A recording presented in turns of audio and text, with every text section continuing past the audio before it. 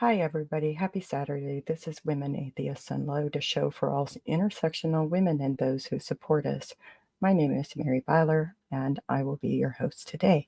On today's show, we have Carrie Morgan, Alma, Rion, and Owen Morgan, Telltale Atheists, who are all ex-JWs.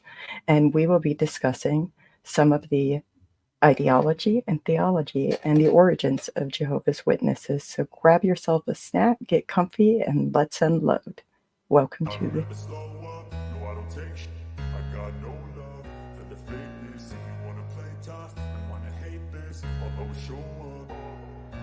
I don't ever slow up, no I don't take sh- I got no love for the fakeness. If you wanna play tough and wanna hate this, I'll always show up and make a statement. I don't ever slow up, no I don't take sh- I got no love for the fakeness. If you wanna play tough and wanna hate this, I'll always show up. Hey, everybody. Hello. Hey. How y'all doing today on this wonderful Saturday? Good. Yeah, I'm good. I'm actually just I'm trying to post this video to my my community posts, but I'm having some trouble with it. Oh, that is interesting. So if y'all want to start off by introducing yourself and giving everybody a reason why you're here would be great. Okay, I'll start. My name is Alma. I'm usually in the Spanish channel of Nuestra Experiencia Atea. And I am an ex-Jehovah's Witness. And sometimes I host here too because I just wanted to stop the misinformation they have everywhere. Thank you, Alma. I can go next. You want me to go next? You're going.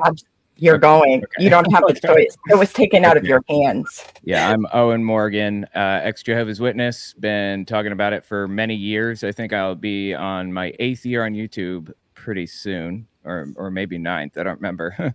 Long time. But anyway, yeah, been talking about it for years is the point. Thank you. I'm Carrie Morgan, Owen's older sister. I kind of happened upon all of this opportunity to talk about this stuff because of him. I'm also an ex-JW. I have been out approximately the same amount of time that my brother has. Yeah, so here we are. Awesome. Thank you, Carrie. It's Rion. We can't hear. Oh, sorry, we cannot hear you. Nope.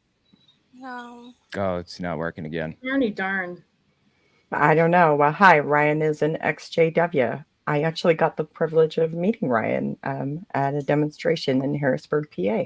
Oh, cool. So, nice. Yeah. One of my daughter sleeps there. Cool. So what do y'all think is one of the most prevalent things about misinformation? If y'all just want to go around and say that, that would be cool. Mm-hmm.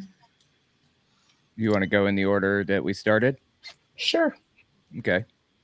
I don't remember who went first. Alma. I think it was me. Okay. Well, regarding this religion, they're very, very, in some aspects, anti-science, especially with, the blood transfusions and everything. That's very dangerous, especially for kids who has no say in whatever happens to them. And, well, yeah, they're expanding, actually, in Latin America. So that's something that worries me a lot. I think that's me. Do you guys want to restate the question one more time? What do you think is one of the most prevalent pieces of misinformation that's out there about Jehovah's Witnesses?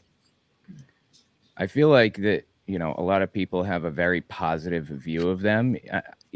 Just coming in from the outside and looking at it, I've noticed that they seem just like kind of smiley, happy, general people that are a little weird, but super nice.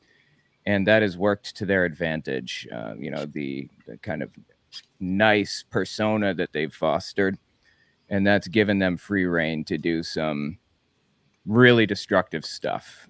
In 2020, I think, they famously, I believe, were the fastest growing religion in the United States because a bunch of other religions had kind of, or denominations, were falling off because of COVID. But Jehovah's Witnesses, having this stranglehold on people that they do, lost way fewer people than most other groups. So anyway, yeah, I feel like we need to kind of expose what the religion is all about so people don't see them as smiley, happy people. They see them for what it is. Can I ask a question about that real quick? When you talk about the image of Jehovah's Witnesses as being very positive, like, do you think that part of that is cultivated by Jehovah's Witnesses themselves? Yeah, definitely. They've been cultivating kind of that persona for many, many years. I mean, since the early days. I'm talking the 1930s and even earlier than that. So, yeah, they try not to kind of touch society. Oh, I just hit my cat in the face. Poor cat. She's in my lap. You can't see her. Anyway, I know. How dare you? Anyway, Don't abuse your cat. I know, the poor thing, but she's still staying here, so she must be here for something other than getting hit. Anyway, yeah, I think that they've been cultivating that for a long time. They don't touch society in many ways or very often because they tend to stay completely separate from it. And that adds to people's kind of lack of knowledge about their inner workings or anything. Thank you.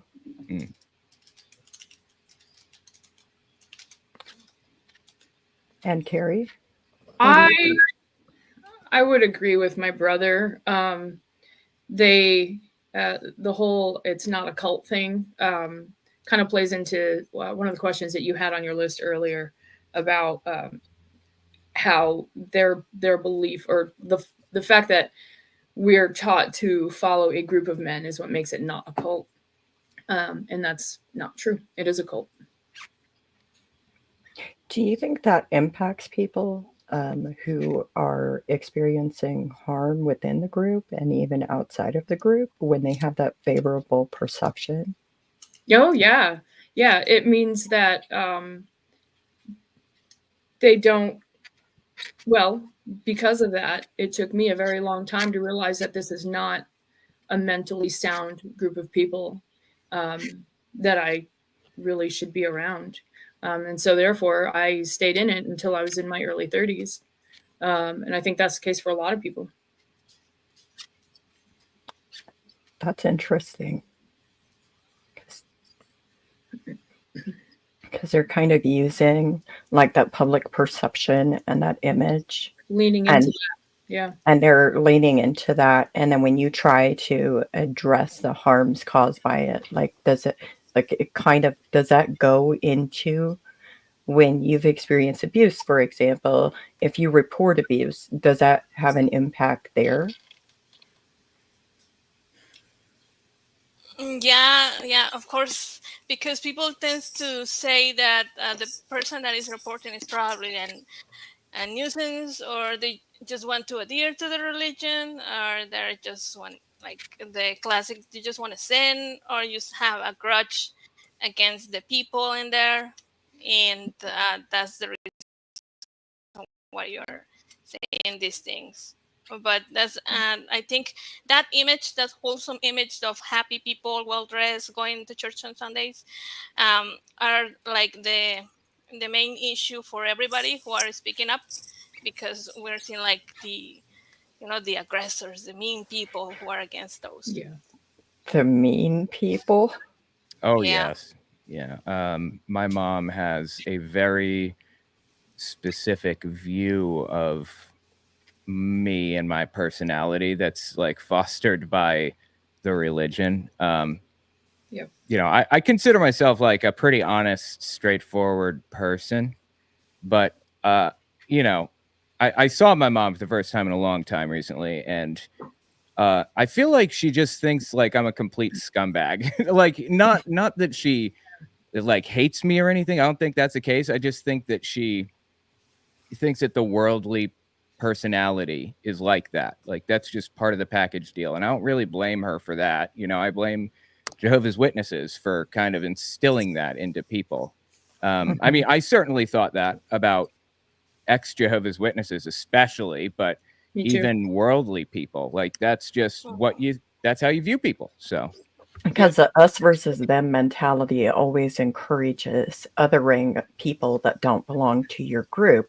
And then when you're talking about people that don't belong to your group, even if they're your relatives or your loved ones, whether it's like you're genetically related or not, they encourage you to hold this position of moral superiority over the people that have exited the group. Mm-hmm. Yeah, absolutely. They, you know, all of this stuff is done completely behind the scenes too. If people were aware of the way that they really view outsiders, they would not have the positive view that they have. Oh yeah, if they knew what they say behind your back after they leave your house. Yeah. Don't tell them. One day I was probably 17, 18 years old, and I was trying to do these pioneer hours because I was homeschooled. Not to knock homeschooling, but the way I was. No, I don't. It's terrible. Yeah, our version was awful. Yeah. But anyway, the person was not interested, and whoever I was with, we were walking away from the house, and I said, "Well, they can't say we didn't warn them." Kind of a rude ass bitch was that? Why did I do that? That was completely unkind. But that's how we were taught, you know. Well, like we're better than you guys. Yeah, I literally thought that I didn't want to hug or touch outsiders because I thought something would like grow on me. You know, not literally, obviously, but I just, you know, they're dirty. They're like dirty outsiders, you know. They can contagion you like a spirit or a demon or something. Yeah. Even the things that they give you, like if somebody gives you a gift, they might have a demon in it, so you might as well just throw it's it away. like yard sales, unclean. Yep. Be careful of what you buy from yard sales and thrift stores. Oh, my mom couldn't help it though. She was so obsessed with those. She was. Yeah. We were too, but my mom would always end up finding a reason something had to be thrown away or burned, something like that. Yeah. Like, oh, I was having bad dreams after I brought that picture frame home from Goodwill, and I think there's something in it. Same shit. As it goes, you know.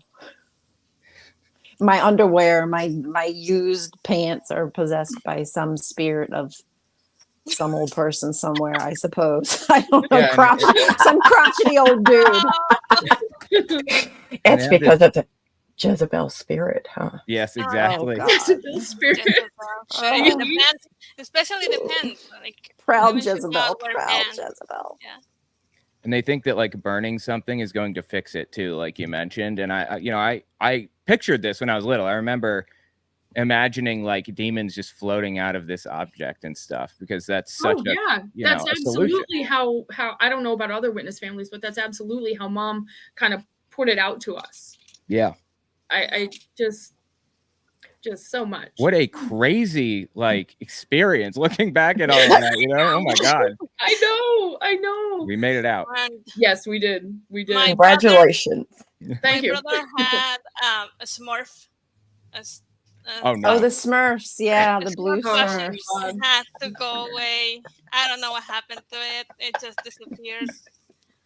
And we were told the story about the Smurf. And, that's weird, right?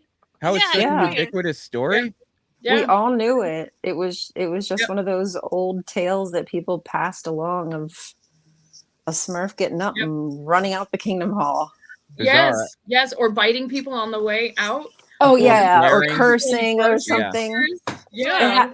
The story had a life of its own. It really did. And I heard this, like I grew up in New England, and so this is where I first heard it.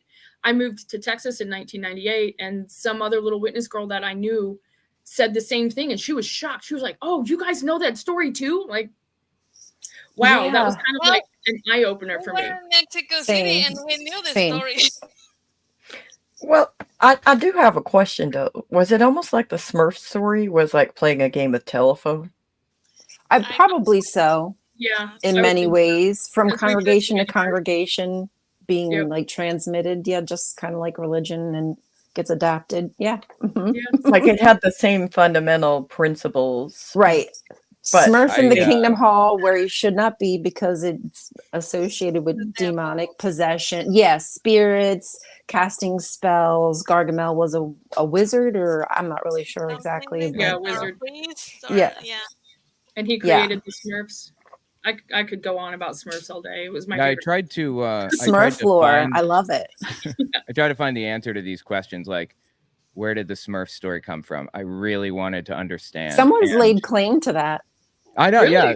yeah, Smurf girl, I think is what she calls herself. But I think that it was something to the effect of this story happened, or this girl, claimed this thing, and then somebody in Bethel mentioned it to one of the governing body members forever ago, and he said, isn't that interesting? Just didn't like refute it or anything, and suddenly it just like spread like wildfire, where all of these Bethelites were telling their family members that, the governing body member basically acknowledged it, and it just exploded from there. That's my understanding, but I could be wrong, That's hilarity. Yeah. Yeah. It is really funny because, like I said, it came out all the way here in Mexico, and I think it's all the way over there in Colombia and Oh my God. everywhere else.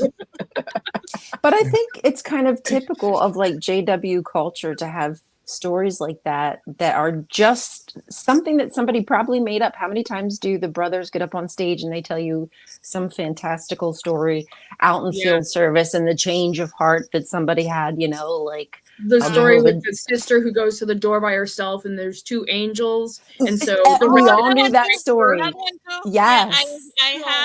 We have that one too. That there's like an older lady that was going into a rough part of town, and nobody will do anything to her. And somebody said, I don't know that you one. didn't do anything because you had a big old guy behind you. And I was like, I've never heard that. Angels. That's crazy.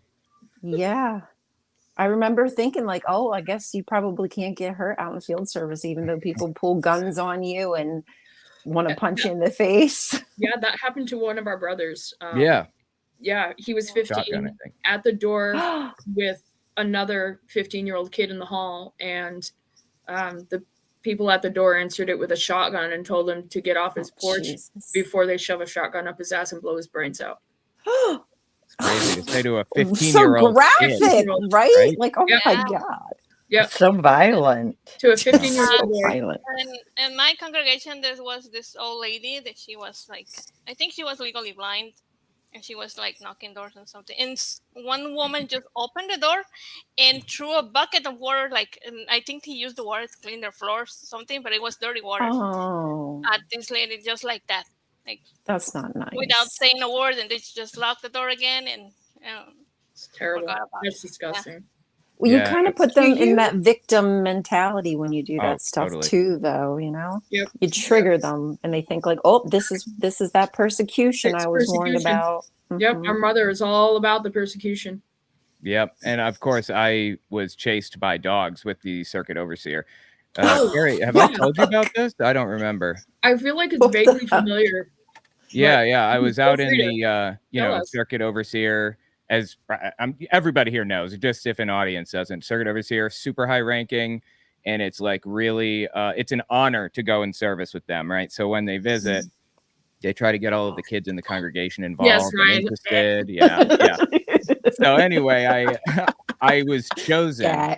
to go with the circuit overseer in service, and Chosen. yeah. Yes. Felt You were special. chosen? Because, Does that mean you were holier than everybody else? I was anointed to go with him.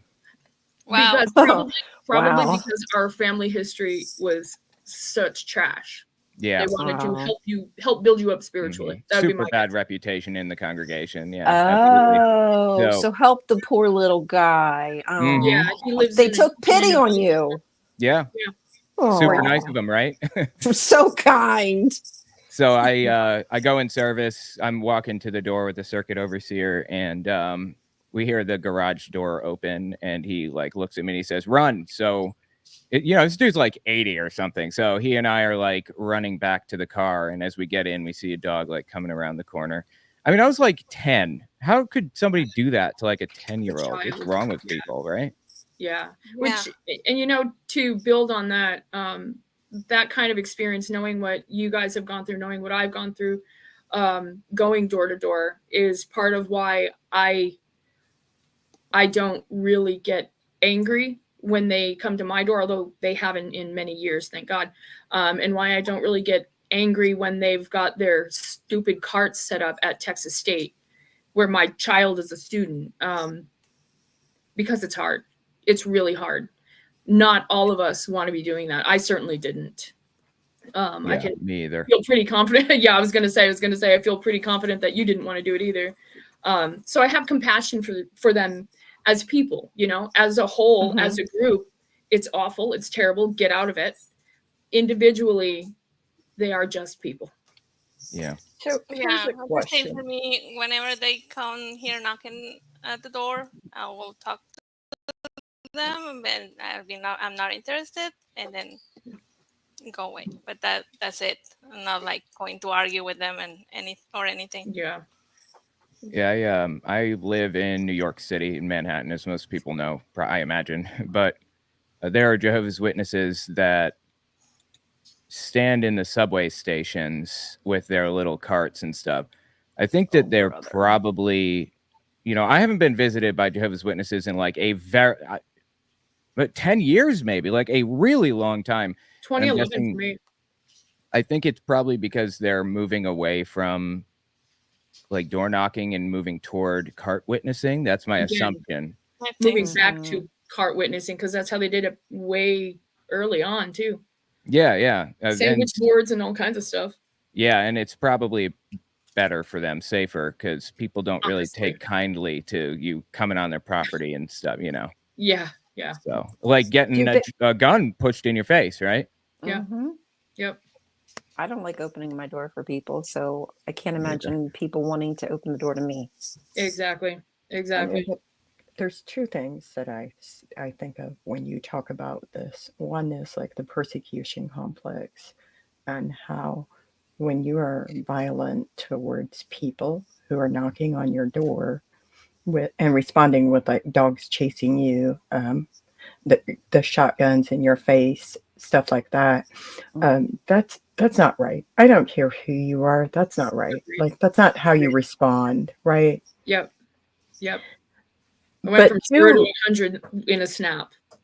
Two, when you have people in a group and with like the group mentality, they think that they're being persecuted. There's always this fear of persecution being peddled as a core tenet.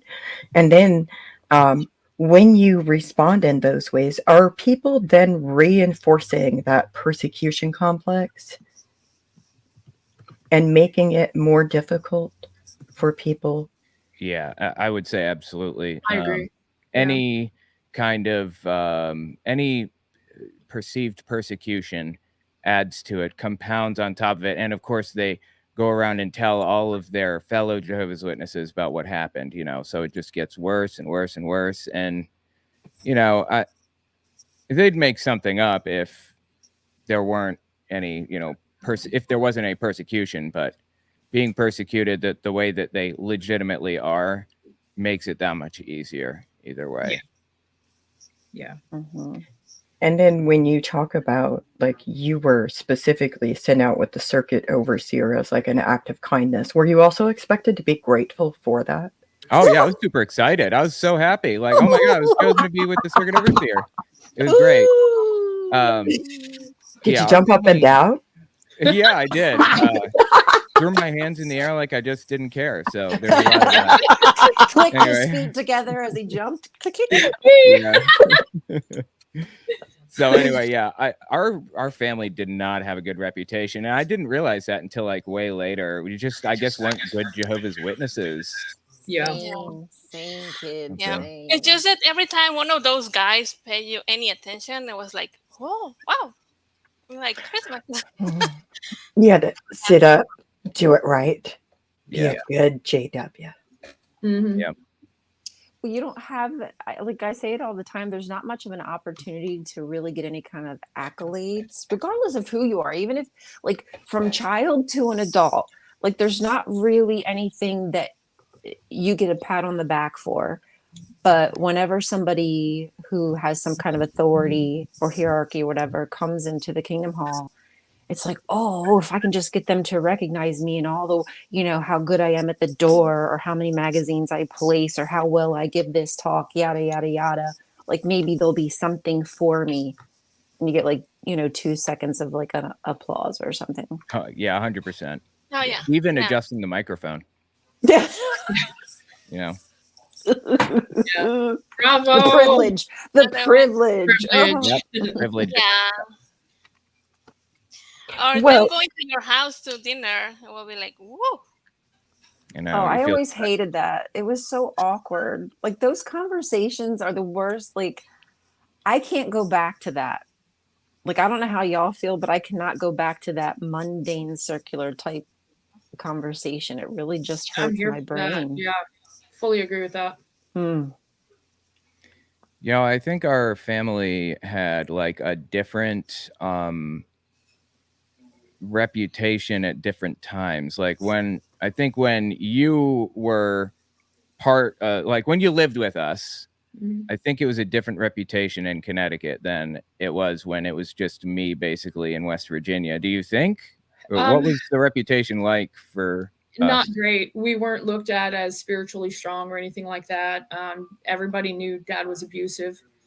They did in That West Virginia too. Yeah, that didn't really change much, except that when you guys did move to West Virginia and you ended up being the only one left home, you were the only one receiving all of the abuse. Well, the brunt of it, because Mom got some too.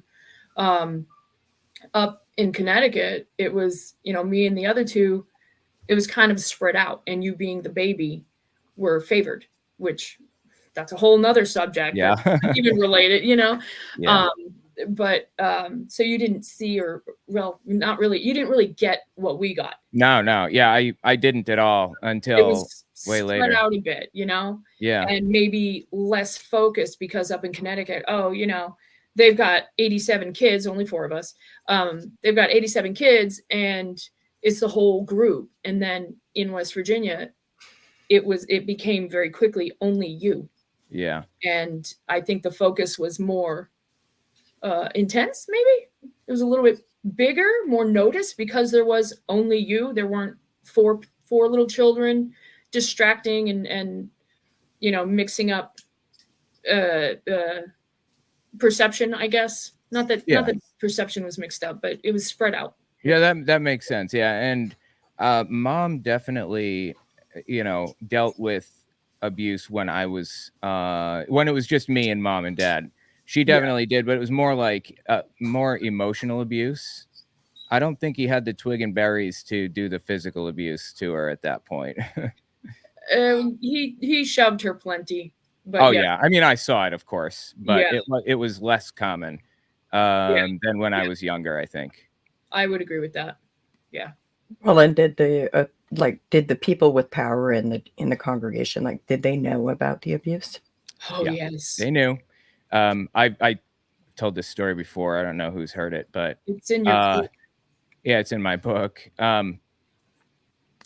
I saw somebody that I knew in the congregation, like outside of the religion. He contacted me and he was like, "Oh, I saw your channel. That's awesome. I'm so glad you're out." And I don't remember how it came up, but I said, I don't even know if like the elders believed me. Like it didn't seem like they believed me when I said that my dad was the way he was. And the kids said, "Oh, they knew." Apparently, like my dad used to call in on the sound system and just listen because he was like disabled or whatever. And he forgot to mute the microphone and they got it all mixed up and it was feeding back through the speakers in like the Kingdom Hall during the meeting. Dead silence with all that. Yo, that's, Yeah.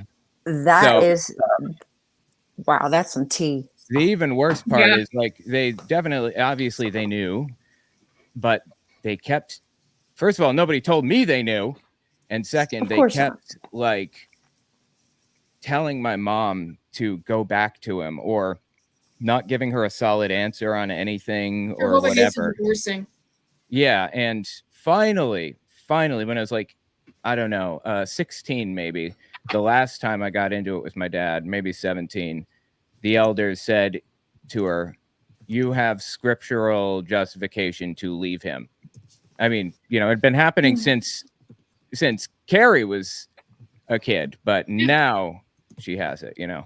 Yep. What was that? 2 decades of abuse, child abuse, and Yeah. spousal abuse? Yep. More than Yeah. 2 decades? More, yeah. I'd say maybe 3, right? I'm so Yeah. sorry. Easily. That's so messed up. And also, like, they kept like creating this environment where they're allowing abuse to thrive. Yep. Oh God. They're yeah, it's a allowing it to breeding remain completely unchecked. Like, It's our why would future. people, how can anybody justify that? They Yeah, don't that's want a to bring good reproach question. on Jehovah's name. And the husband is viewed as the head of the household, and so what he says goes.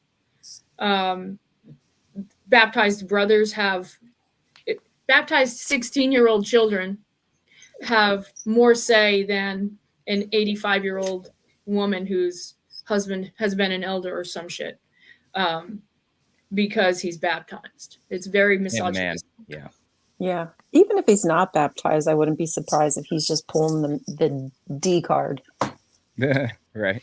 Yeah. Quite Well, I frankly. think the hierarchy demands that the person is baptized. So it goes baptized men, baptized children, and then baptized women, and then baptized girls. I would say that's kind of the arrangement. Yeah. Baptized male children. Yeah. And how do you feel about the reproach on Jehovah's name? Like, what kind of language is that? Like, what does that even mean when you're talking about crimes? These are crimes. When you're physically hitting your child, that's a crime. Yeah. Mm-hmm. Yeah. They So make the how is- crime against Jehovah instead of making the that's- crime against the child. Right. And Jehovah's really the ultimate authority in that mindset. And you know, Protect them. yeah. And he's but- the one that can Himself. forgive too. He's the one who's able to just go, oh, well, you're showing that you are sorry, you're apologetic, so you can be forgiven. It doesn't matter where the victim, like how they feel. Their experience, their feelings, emotions are not part of that equation, because again, the sin is against God and it has nothing to do with your relationship with that person. Yeah. Even when there's a power imbalance, it's like so crazy. It breaks my heart. I know. And they also are firm believers of the, if you don't love your child, you're not gonna hit them. So they are firm believers of corporal punishment for kids. Yeah. Spare the rod, spoil the child, right? So to love your child is to hit your child. Yeah. That's what I'm it. hearing. That's it. Yeah. And if it was adults, wouldn't that be considered assault and battery? I think Yeah. that's Yeah. correct.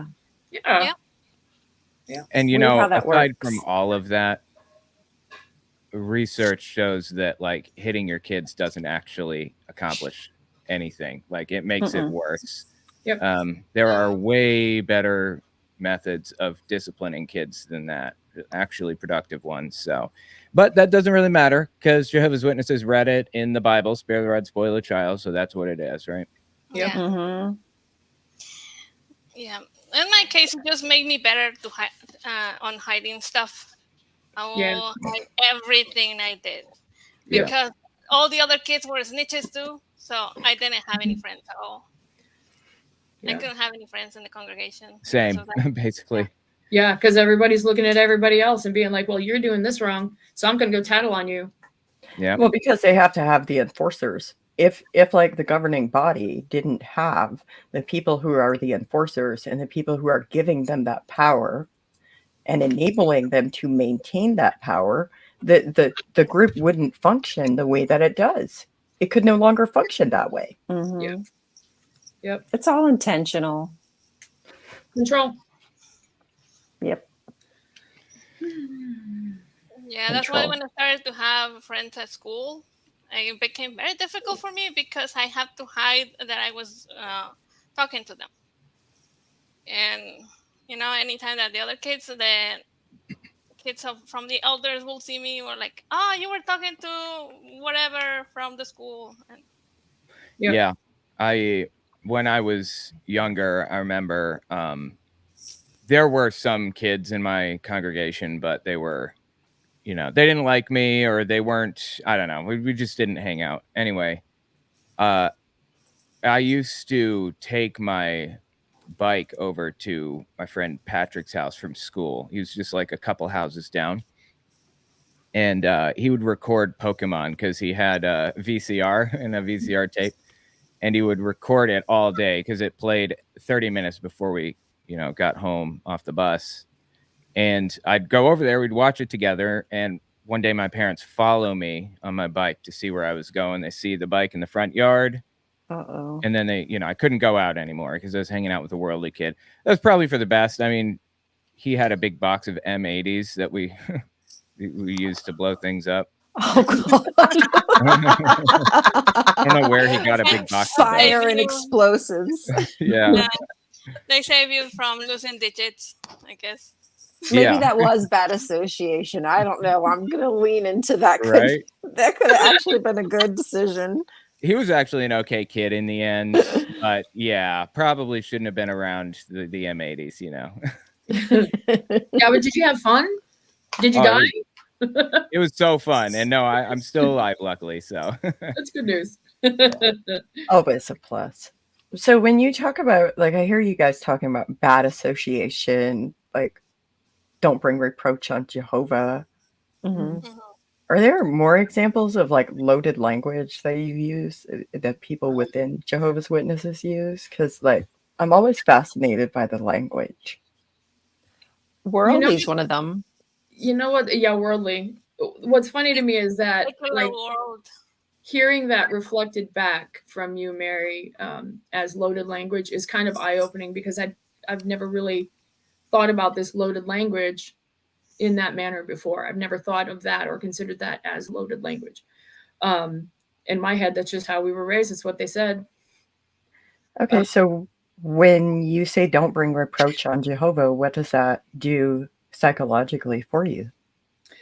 Shame, guilt. Yeah. Yep. Depression. Yeah. Afraid. Anxiety. Quiet. Yeah. Yep. Silence. Yeah. Sure. Also, another phrase that we use a lot was like, we are in the truth. Oh yeah. Yeah, that's was one. Born in the truth. Part of the truth. My mom still refers to it as the truth, and I don't know about you, Owen, but for me, I can just the Kingdom It's Hall. Cringy. Oh my God, yes. And also, oh wait, there was something else I was going to say here. What was it? We were talking about the truth. Shoot, it's on the tip of my tongue. I don't remember. But anyway, yeah, lots of loaded language like that. And it's super cringy. Oh, the society. That's what I was going to say. They used to call it the society, but they don't anymore. I think now they just call it the governing body or whatever. They realize how cool that sounded.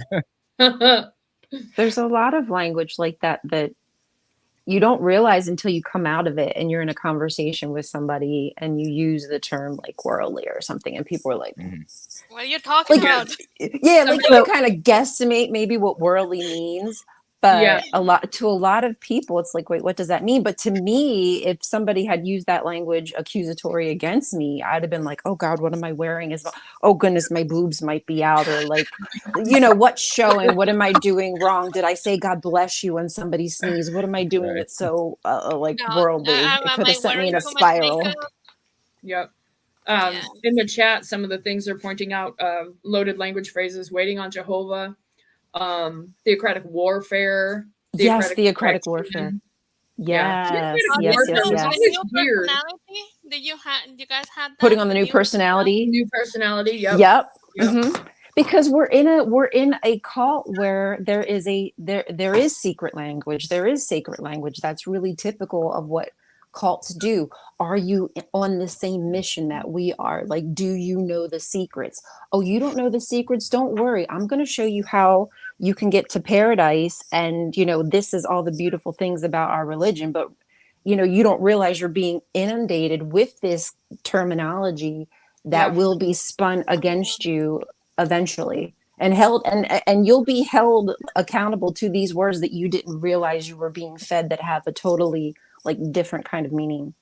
Yep. And you have a special connection with others that, like, when you find out. I went to Hawaii when I was little because my mom had like free plane tickets because she worked for United Airlines. Anyway, we went there, and my mom like contacted a friend of yours, as a matter of fact, right? It was your friend that you knew from Hawaii. Yes. Yeah, you. I remember. Who the hell do I know in Hawaii? I have no idea, but you introduced us, basically. Okay. We show up, and Cool. when we arrive, she's holding up a magazine. So automatically, no, that's the person we're looking for, right? Yeah. And we all knew when we met up, she's going to take us to like remote parts of the island to look around. And we all just knew each other before ever even meeting. We knew. And actually, now I got to figure out who that was. But I think it was Malia, maybe, or something. What?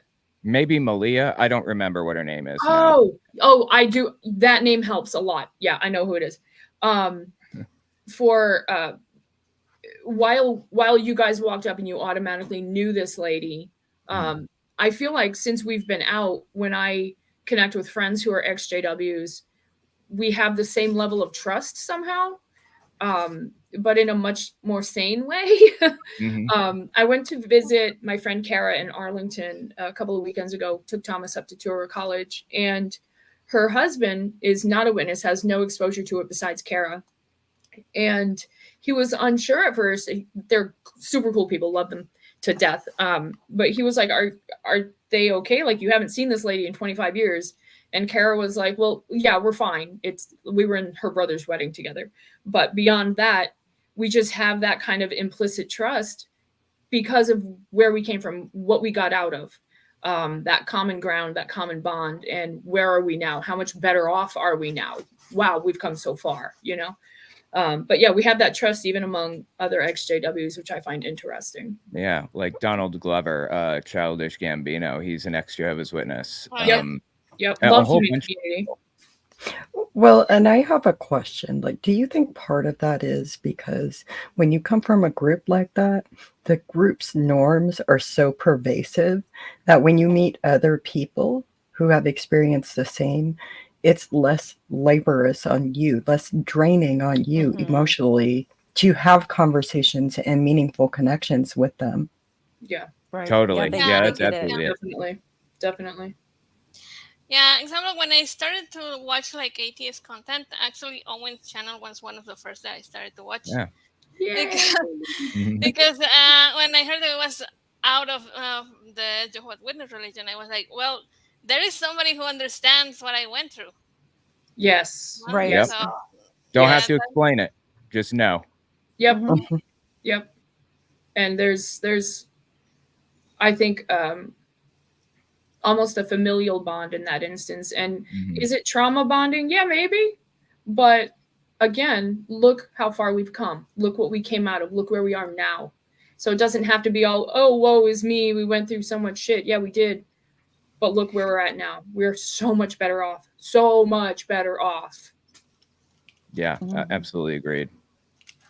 And then another question, do y'all play the game where when you meet others who came out of the group, you ask who they know that you knew? Like you're playing the name game. We call it the name game.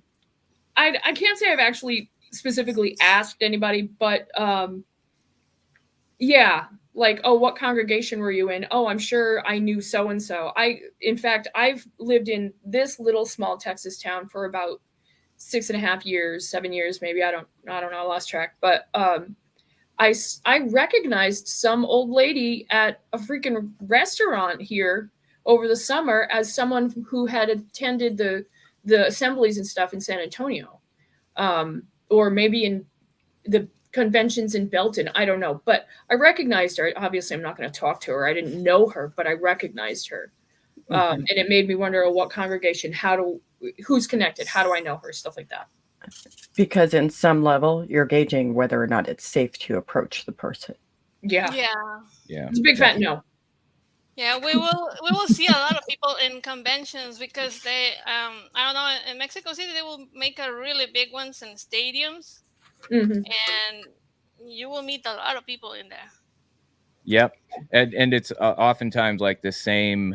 You kind of gravitate toward the same people at the conventions, or I did anyway. Like I think they did like 3 conventions a year: a 1-day, a 2-day, a 3-day, and I know they do it differently now, but at each assembly, I always knew like where the kids were and where they were from, and where they were sitting and everything. We always kind of met up and hung out. Yeah, and you'd see them again at the next assembly. Yep. Yeah, that's like your biggest adventure. Yeah. At least for me, like when we would travel or something to go to the conventions or assemblies, and we'd meet other folk from different states. It's like, oh wow, you're from what state? And we believe the same thing. Oh my god! Whoa. And I love the assemblies too. Yeah, I love. Oh god, that was like the best place to try to pick somebody up. Yeah, it was a lot of fun. Yeah, I mean, it was boring as sin just sitting there listening to this stuff all day, but. It was cool. I could get up and walk around, pretend I have to go to the bathroom, just walk or do laps around it, do a couple laps, whatever. Yeah. I mean, it was fun, and eat lunches there and hang out with people you don't see often. I don't know. It was like a little vacation for me at the time. It was pretty cool. Yeah. Did you guys enjoy it or no? I had good memories there. I would always meet up with my girlfriends. Yeah, and then we would do. Right. And then we'd do our little stroll. If I was lucky, I was able to sit with them. I wasn't always like that lucky because sometimes just for whatever reason, people would have a bug in their butt and you're not allowed to like sit with anybody but your family for like 6 hours of the day. It was so weird. But I really did enjoy it. I thought it was fun. I met a lot of some people who are still kind of like friends in my life, extraordinarily enough. So yeah. Wow. That's good, I guess. I'm really curious. Like, I know I've heard some stories of Jehovah's Witnesses dating, but do y'all want to talk about dating? The dating, the tiniest little dating pool. You want to talk about our little waiting pool of people to date from, the two boys that you had at your congregation that you had a choice of. Or maybe the other boys from the congregation that your congregation shared a hall with, maybe one or two over there. Right. If you could just hang out long enough or get there early enough, depending when your meeting was, like you might be able to like see them that day. Right. And just be like, ooh, yeah. Like, oh my God, hi. You couldn't be alone. Like you say, Ryan, the tiny little pool of two boys in there, and I will hate them both. Exactly. There's absolutely no chance of me getting like a wife because of how small the pool was there. Your congregation, yours there in West Virginia was entirely too small for that purpose. You'd have to go to a convention in a totally different state entirely. Yeah. Like I said, I knew all of the people my age at the conventions, all of them. Like I got baptized next to some of them. So, they were all just taken by somebody or whatever. So it was probably inevitable that I was going to exit the religion eventually. Thank God. So were you allowed to date anybody external to? No. I mean, technically you are allowed to. Technically. No, that's super like forbidden. And I got in trouble that more makes than you once even for that. Same. You're also super spiritually sick in that case, and some of the other young people in the congregation may or may not hang out with you. Their parents may advise them that you're a bad association. Yeah. Oh, there we go again. That rule. That's another loaded language. That rule kind of helped my family to get out. What were those balloons, Ryan? I don't know. I'm not mad. That was fun. It's the quotation marks. You know what happened? It's because Ryan is here in speaking blasphemous language. Now you have invited the blue smurf and demons and the Jezebel spirit to come visit you. You know, I love the Jezebel spirit so much. I really wish people would listen to me when I talk about how much I love Jezebel. But anyway. She was the prettiest Jezebel spirit's one. been here all along. Who are you kidding? Right? Absolutely. Oh, yeah. Only Oh, David yeah, only didn't David marry were him. married. What about, like, how are your dates supposed to be? Did they tell you how to date? I had Oh, to have yeah. Yeah, there is a book about it. We have a book. Yep. Wait, what? You have the book, the Young People Ask? Young. young people ask. Mm. Yep. Yeah, we have And a then book the youth about book. that. It's almost like a Tell me layout more. for a teenager. Well, you have to have somebody with you. So there has to be an escort of sorts, somebody who's an adult Like a who can chaperone. watch you. Yeah, you have to have a chaperone. Yep. And you're not supposed to be alone together, like whatsoever. That's not even in a car ride. Like there's no time where you can be alone with somebody of the opposite sex that you're dating. And even if you're not dating, you're not supposed to be Right. Because Yeah. you're alone obviously together. going to touch each other's bones just by looking at each other. Yeah. Yep. And Exactly. you cannot ever be in a situation where it's feasible that you might have been able to like sleep with each other. So, you know, You don't like, even want to be asked. You don't right. even want to be asked that question, because the fact that you're being asked means you've already been tainted. Somebody's Yep. already put their feelers out. Somebody has already go run tell. Because I tell you what, doesn't matter who you think you are, whether you're like still in the organization or outside, they still know what you're doing. They still have their feelers out there, and they're Yep. still talking about you. Yep. Absolutely. Uh-oh. When I went to Bethel, I visited Bethel, you know, for my for my YouTube channel. I don't know if you guys, it was a really old video. Anyway, I rolled up and I went in and they were super suspicious of me because I wasn't dressed in a suit, and I also had ear piercing holes, not the ears, but you can see the holes. Anyway, we left that Bethel and we went to the next one. I think that was Warwick, and then we went to Patterson. Mhm. And when we rolled up on Patterson, they pulled up a picture of me and said, "Is this you?" What? And they knew my name and everything. This you? This Yeah. you? Is this Really, that really happened. It was Wow. so creepy. They knew This- my name. They said my name. It was like, oh my God, dude. I'm guessing they didn't ask for your autograph at that point. No. Yeah, I don't know Okay. that they even connected to the YouTube channel. I don't know that they realized that I had a YouTube channel. It was about the fact that they knew Thank my home goodness. congregation and the people that were there. That was some creepy That's shit. creepy. And Yeah. that's just because you rolled up at the first place filming? No, we weren't even filming. We went in and we did have a camera, but it was just like a normal camera. It wasn't like some big crazy rig or something. Right. But they were suspicious of me in the first place because I think what drew their attention is the fact that when we entered, we were pretending to be Jehovah's Witnesses, or they wouldn't have let us in. And Okay.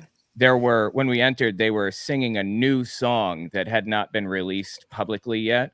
And everybody was just standing around, like reading it and singing it and everything. And I was like, I don't give a fuck. So I went downstairs to the other area where they had their little museum stuff. And I think that's what tipped them off that I'm not who I say I am, basically. Because And who would do that? Who would walk away during a song that's yeah, totally not a JW you want to thing hear do? it. Yeah. Of course you do. So anyway, yeah, that's that was creepy as shit. They do keep like tabs on people like to a weird degree for sure. Do you feel like they Mhm. have an obsession with people who leave? Yes. I think so. yeah, I but think so. they're wary about it, I think, because they're dangerous basically. So they Yeah. won't like listen to what they say necessarily, not very much, but they will keep track of where they are and what they're up to and things basically. Yep. It's creepy. Do Yeah, I you wouldn't say think- it's an How- obsession as like they like us. It's more of just like a train wreck they feel like they might be watching, or they're hoping to watch. Yeah. Yeah. But do you how does that really apply? Because don't they have like the disfellowshipping or whatever they call it today? Don't they have Mhm. that, which is like mandated shunning? Like, Yeah. how does that work? Well, they'd have to keep their eye on my brothers who were disfellowshipped, or one of them is disassociated, while I was hanging out with them, because I was not yet out officially. I ended up fading, and there's still nothing official about me because I'm not going to play their game.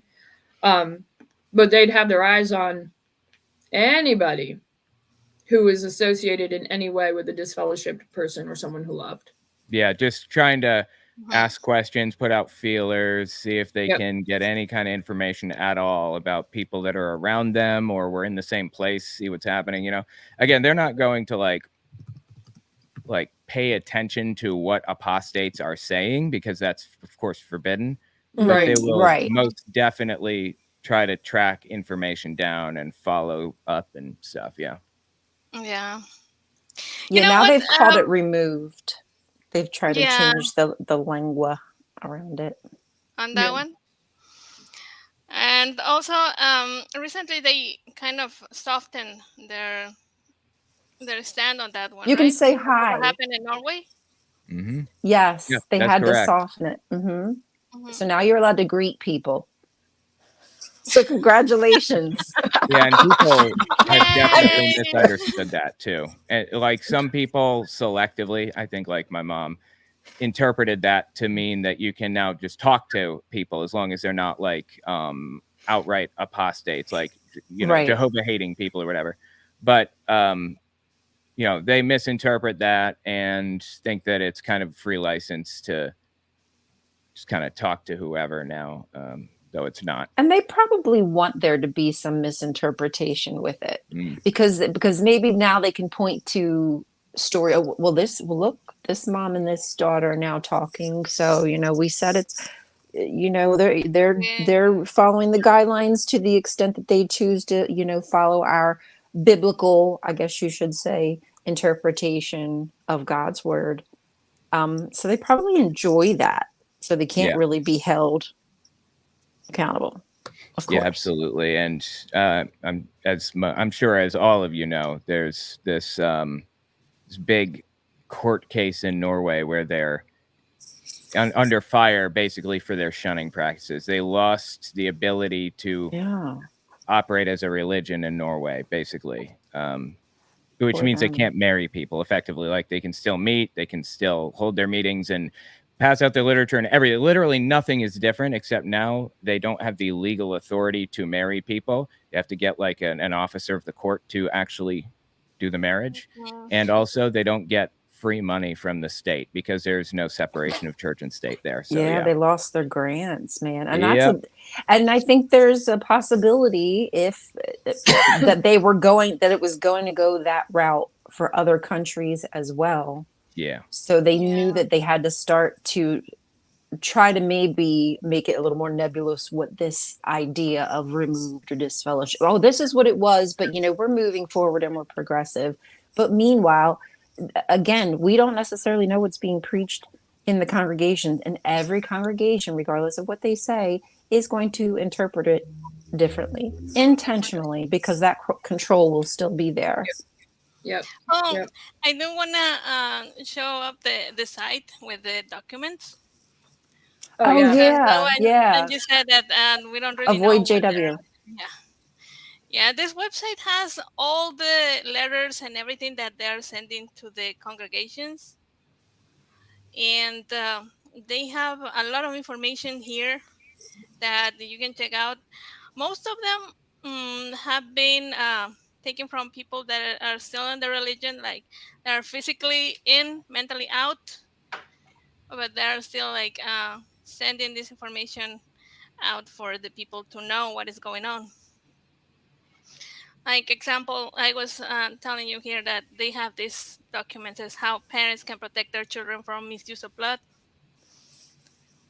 Is that new? That's a new one, right? You said? Since this one is for, they have dates in here, 2022. Okay. They have 2023, 2024.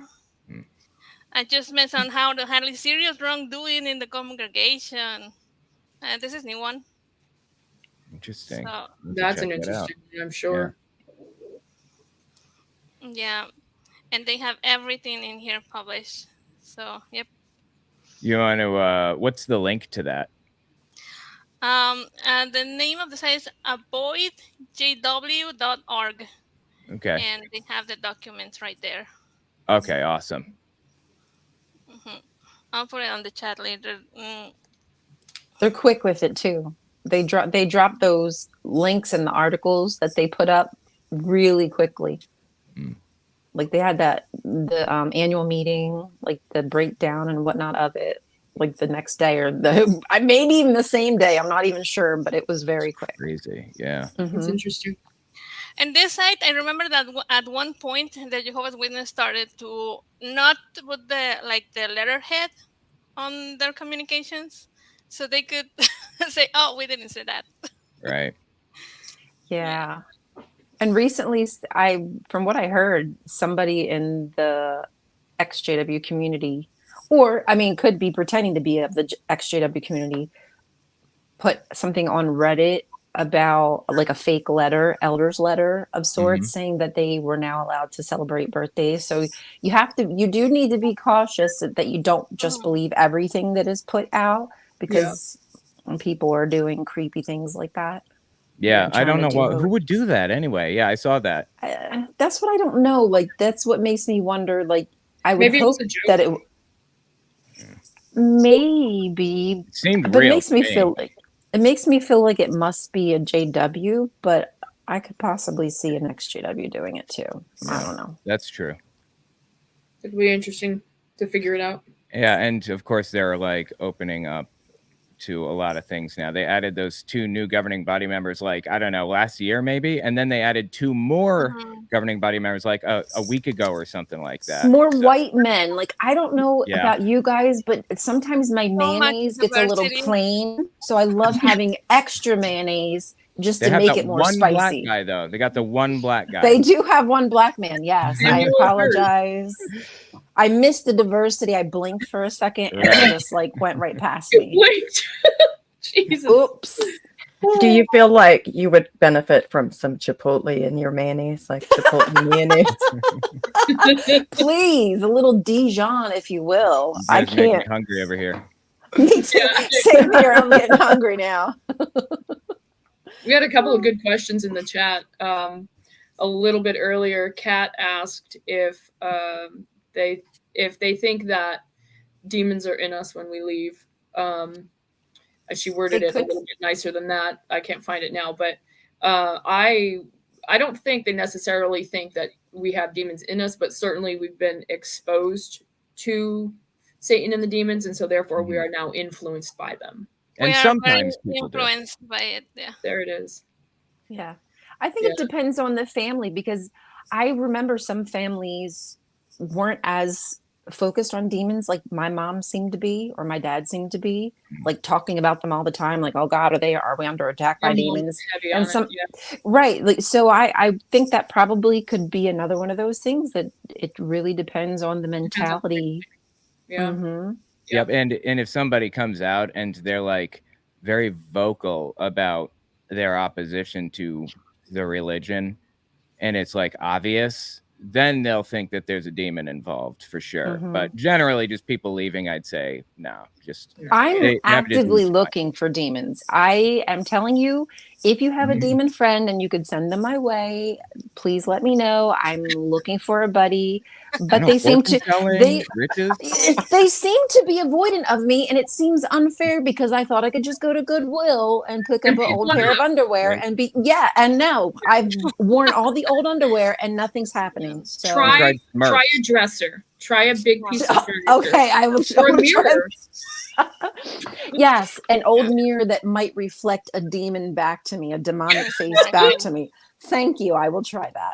Yeah. Please make a video. I want to see this. Okay. We have one more good question in here. Ex-witness awake asks you, Owen, do you think they do any surveillance of apostates at the branch? Yes, I do. They absolutely are doing surveillance of apostates. They're absolutely surveilling at least the subreddit. I can say that for sure. And they also XJW, and they also watch some apostate channels, although I don't think that I've never gotten any kind of signal or impression that they're watching me, aside from that one thing at Bethel forever ago. But yeah, I mean, some of the bigger apostates, they definitely like, yeah, they've monitored like Lloyd Evans, for example, and things. Right. Yeah. Crazy. Yep. I do feel like it is a weird obsession. Yeah. Some people who leave. It really is a weird obsession. Like, But like, just let people Yeah, like go. the ones that they have with pillows. Yeah. That's disgusting. well, shall we talk about slacks and the new light? Oh, right. Because like the new light, like this is all part of the new light, and the Yeah. new light is also loaded language because what does new light mean? I'm dressed for the Also- Kingdom Hall, guys. Mine is jeans. Hey. I'm inappropriate. I'm in shorts today. I'm good to go. I'm Well, I not have considered to, worldly. I have to head out in just a minute or two, but before I do or whatever, I want to mention I I'm saw wearing my. pants. No. I was just showing that I'm wearing pants. Oh, Zoom in, zoom out. my mom. When I saw her not long ago, she was wearing pants, and I was, just like normal capris or something. I was like, "Did you hear they let people wear pants now?" She said, "Oh yeah," and I was like, "What pants do you wear?" And she's like, "These. I wear these." It was so funny. Oh my She's also gosh. wearing a One Direction shirt. I don't think you can wear logos or anything, but No. apparently she's like super into One Direction. I was like, did she have a boyfriend that's like into One Direction? Why is she wearing this stupid shit? And I asked her that. I was like, "Do you have a boyfriend that likes One Direction?" And she said, "No, I just like One Direction." I was like, "Aren't they a boy band from like 15 years ago or something?" I don't know. She loves them, apparently. Rachel used to listen to them. Well, they got something in common. Oh God. We were having drinks last night. I met her after work, and because her birthday's coming up next weekend. And one of the things she said was, "I'm sorry, Mom, but your mom's a bitch." I was like, "No." Oh, okay. She is. I know. So they don't have that. I mean, they might have that in common, but she's certainly not chomping. Not going to sit down and talk about One Direction together anytime soon, I guess. No. No. So you mentioned like the logos. Like, were you also not supposed to wear clothing with logos on it? Yeah. It's Yeah, you had to be advertising really worldly careful. Yeah, you gotta be like, you certainly could not wear something like that to a Kingdom Hall. Absolutely not. And generally, I think that you could wear things with logos just out, or if you're like exercising or something. But Yeah. you Just don't not want to a- advertise for Yeah. company. So yeah, Wow. it was mostly just a rule for like the Kingdom Hall for the most part. Yeah. Yay. Because that's important. But hey, I hear we got some super chats. I don't see them on the screen, but if you can pop them up, it would be great. Did we? Oh, I I think we didn't have to see them. remind people that if you want to add a super chat in here, we will read it. So just let you know. Yes. Yep. Yep, we will read your super chats if there were any. I didn't see any, but thank you. Yeah, and also what I was going to say about the. Do you have the video when the pillow gate? Oh, I've watched the it. pillows. I don't have that video myself. Do you guys have it? Oh, I think I sent the link so you can show it. That I don't know. Oh, in the link. chat, in the chat or something. Yeah.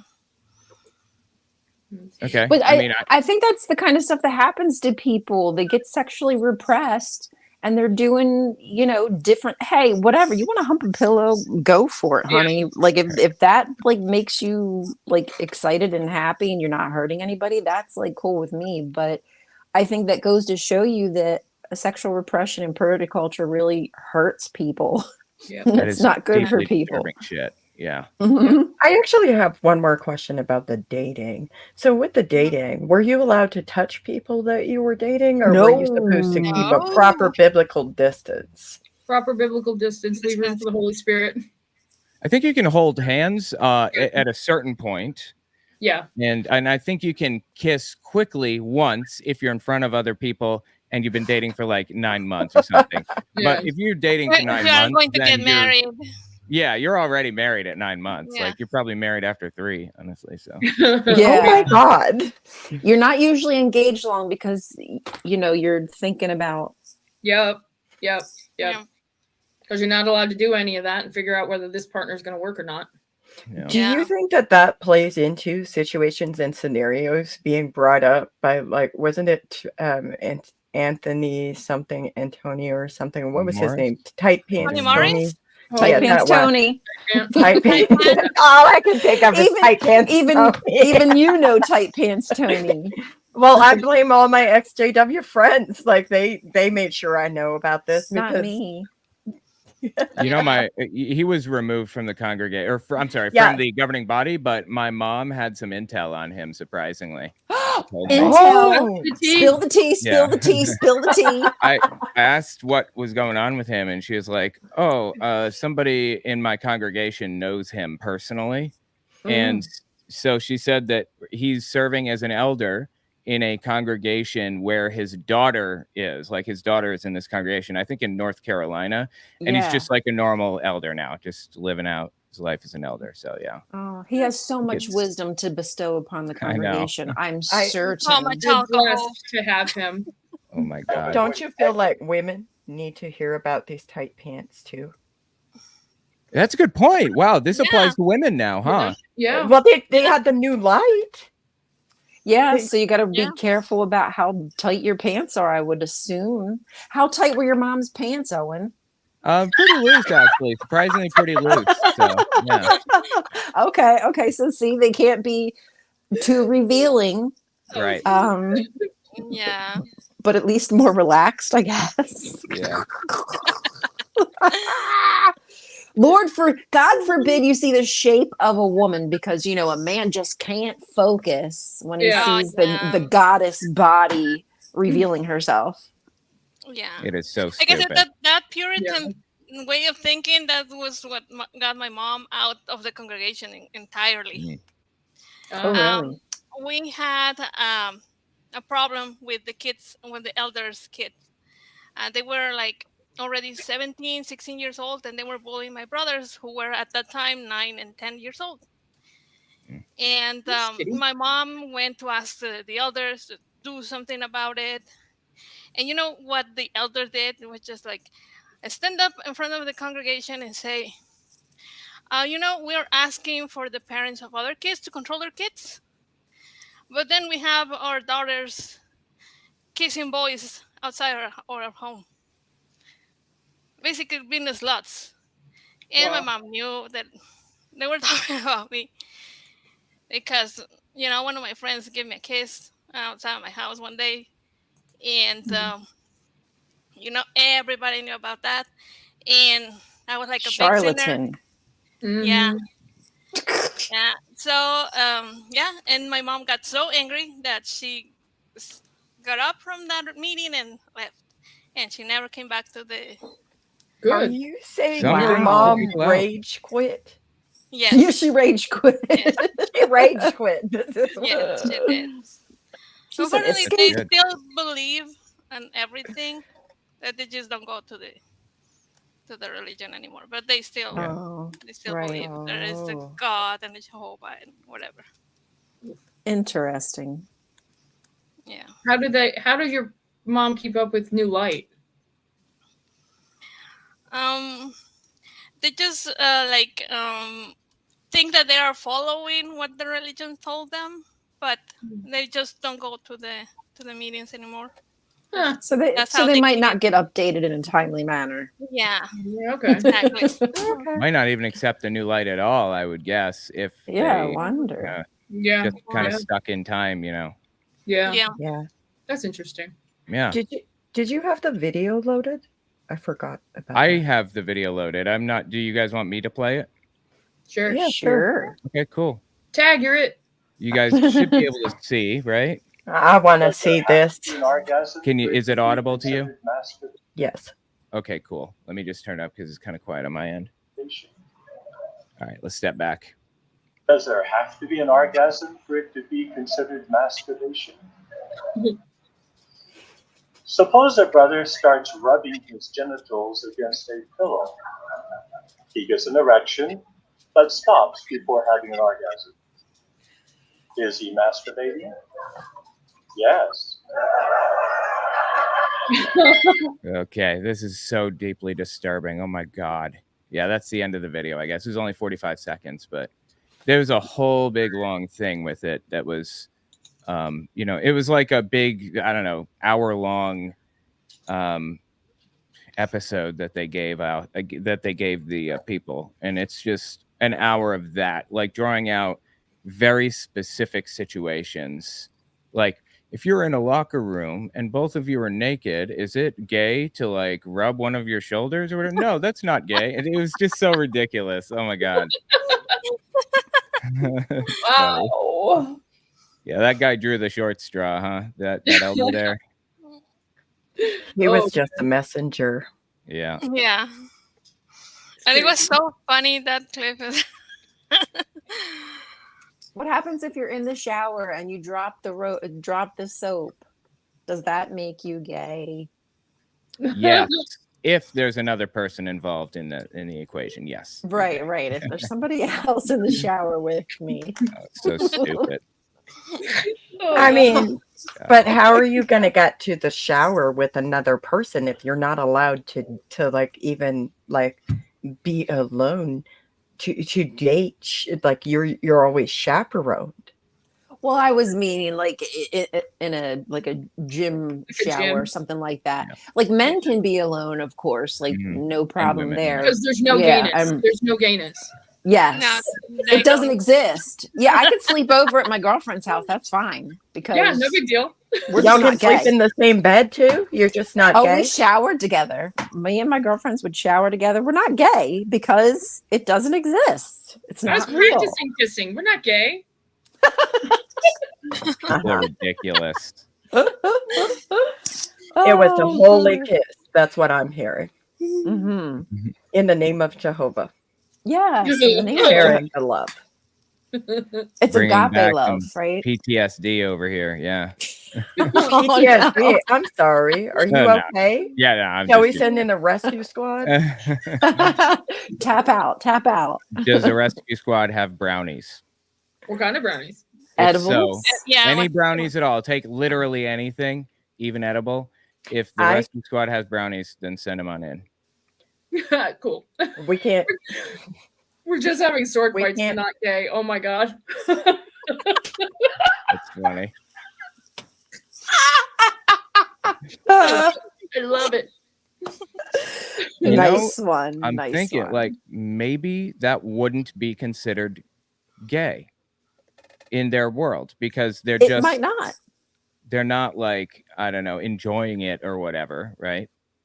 Allegedly. Really? Allegedly. I didn't enjoy it. That's your whole story. They're not getting enjoyment out of it. That's pretty much the line. If you get enjoyment out of like a massage like that, then you're gay. Because it's where your brain's at. It's what you think, right? If you think the thought, then you've already committed the sin. You're already there. Yes. Yeah, I exactly. remember being told that. Mhm. Yep. I used to believe. I still sometimes get guilty when I have like a little like naughty little thought, and I'm like, oh, I'm allowed to have naughty thoughts. Meanwhile, I'm over here writing erotica. All right, like I'm allowed to think about this dirty stuff. It's okay. I'm not evil.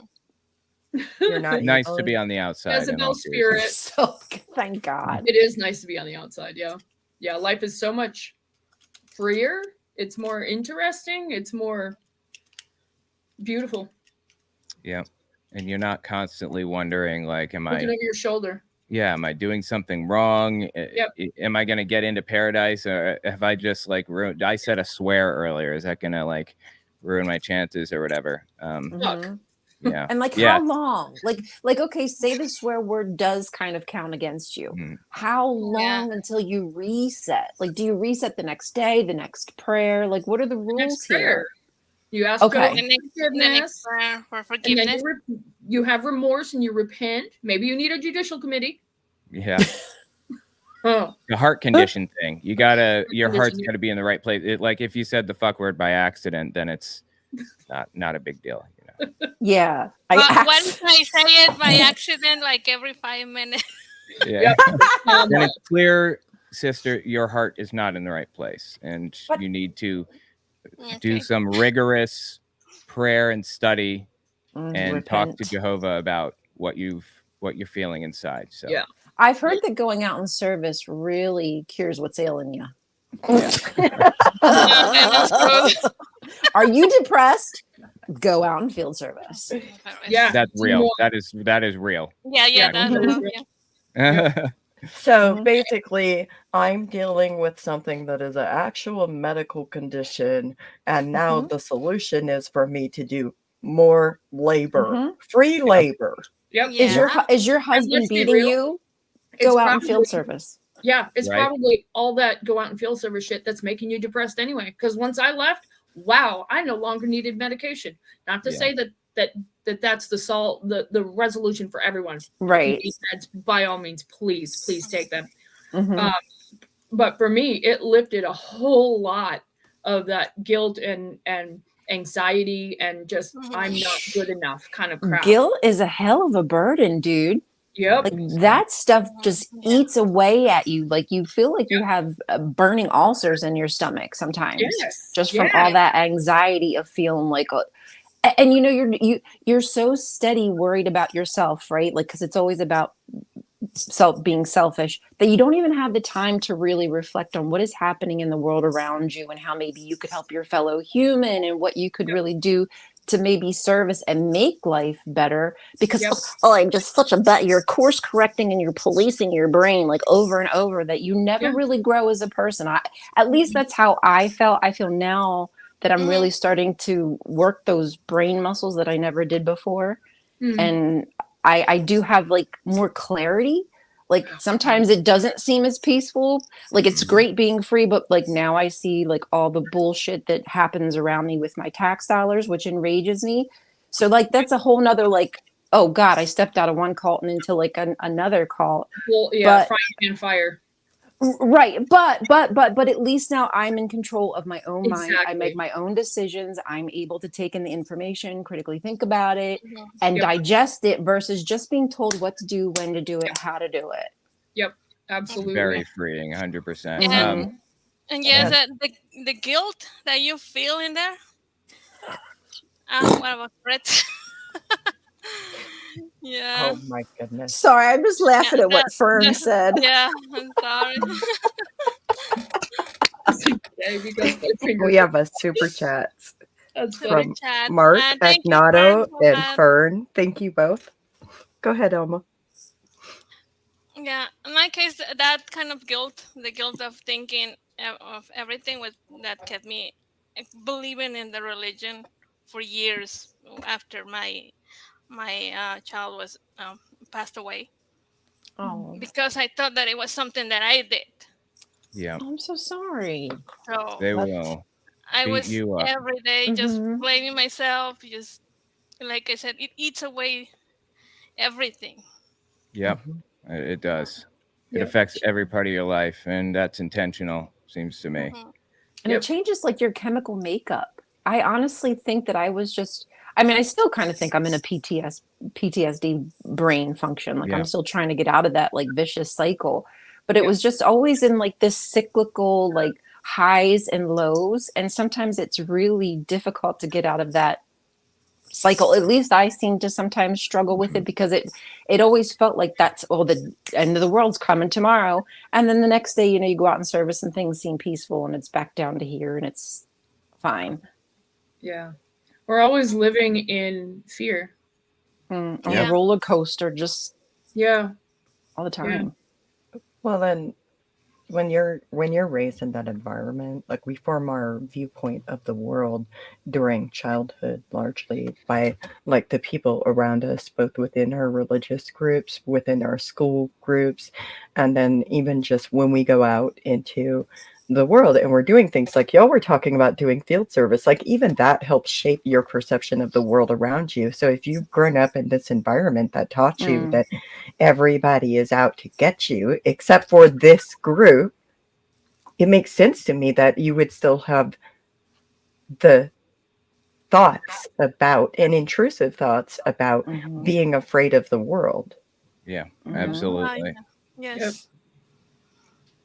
Yeah. And you're not even allowed to, like, okay, so for instance, you're not allowed to take your brother to court. You're not supposed to. It's highly discouraged to take your brother to court. You're supposed to be able to. Did that. Yeah, I've known so many people who've gotten burnt because they refused to get what was owed to them for whatever reason because they felt guilty. Yep. Yeah. And it was pretty crappy when this family did that, but like you just said, if they hadn't, they wouldn't have been able to afford for their child's plastic surgery from a dog bite. It was the homeowner, an elder. Their dog was a little touchy. He was doing fine with the kid right there. The kid wasn't moving or being any kind of extra jerky or anything like that. He was just petting the dog. The dog had had enough, lunged and bit him. They had to sue. His family had to sue the owners of the dog through their homeowners insurance and stuff to cover all of his surgeries. Damn. Yeah. Wow. Yeah. They remained friends, but it was, it was just a yucky situation all around. Yeah, absolutely. Because that's not typical of how you would normally eat something like that. You would just deal with it yourself and take the blunt. Yeah. I want the brunt, not the blunt. I want to think blunt too. Yeah, why not? I'm thinking of weed. I'm sorry. That's okay. Me too. You're good. We need one after this. Yeah, I need one right now. I bet you do. Speaking of which, I have to get out of here. I have to prep for my podcast. It was nice to meet you, Owen. I was so hopeful I would be able to meet you. Yeah, absolutely. Thank you for having me. I will talk to you guys later on. All right. All right. Sounds good. Love you. Bye. All right. Love you. Bye. Bye. Love you. I love you. Bye too. He's all of our brother now. He's all of our brother. I'm so proud of him. Brother in Christ. Just kidding. Oh my God. Brother and Satan. It's all out. It's brother and Satan now. Brother and Satan. Yes. Hail Satan. Hail Satan. Praise be. But I wanted to thank the Patreons: Paul Kamish, Karen Butler, Puck, Eric Ozols, Ryan, thank you, Deneen Murphy, Dan D, Michael Wiseman, Sunny Shell, Aaron Coalson, Phil Calderone, Amanda McLeod, and Logan Fisher. Thank you all so much. And I wanted to thank all of you for coming on here and having this discussion. I think it's really important. But I also can see where we could just keep having this conversation. Maybe we'll have to come back and do more episodes like this, having this panel discussion. But if y'all would like to go around and have some parting words to anybody who either was raised Jehovah's Witnesses, is still in the Jehovah's Witnesses, or anybody who's inside of a high control group, if you have any parting thoughts for them, I'd love to hear them. Yeah. Life is beautiful on the outside, and you're not alone. Thank you. Yeah, the guilt you are feeling is not going to stay there forever. Yep. I would agree, Alma. Wise words. Yeah, believe in yourself. Don't doubt yourself like they taught you to. You are important. You have abilities. You are special just the way you are. I know that sounds like some weird, like, mirror affirmations, but I truly do mean it, because religion does intentionally beat you down. Yes, it's intentional. So just remember that you are special just the way you are, and change, like, if you want to change, that should come from because of your desire to be a better person, not because somebody's forcing you to do certain things. Yeah. Thank you. Absolutely. Like, I also think that for me, I would add that, that whole teaching that we should not lean into our own understanding. It teaches us not to trust ourselves. And so I would like to let everybody know that you are capable of making decisions about your life. Sometimes you might need to practice making decisions about your life.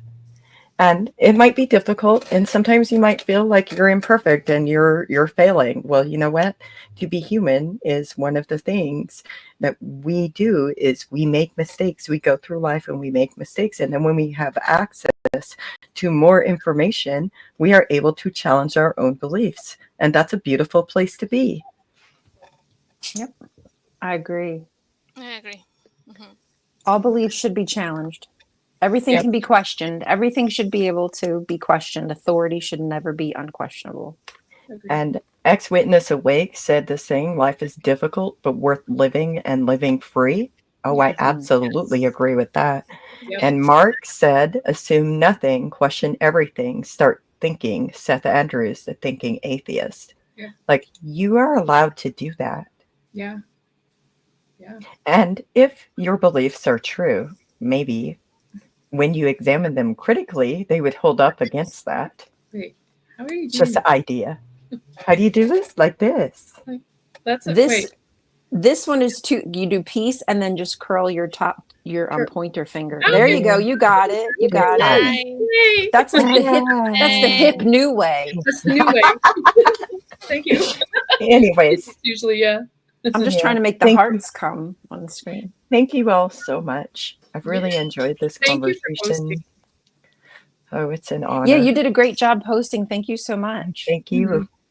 I want to remind everybody, don't forget to check out our other shows on this channel. On Skeptic Haven, we have Mondays, the Black Free Thinkers, Thursdays, the Sunny Spot, Saturday, the Global Atheists and Women Atheists Unload, and Let's Talk on Sundays. Thank you all.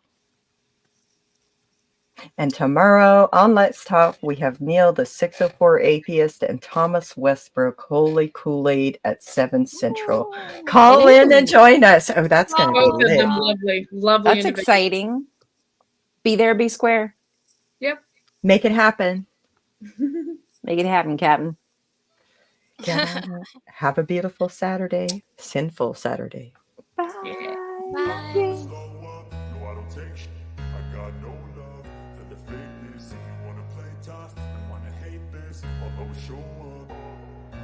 I don't ever slow up, no, I don't take shit.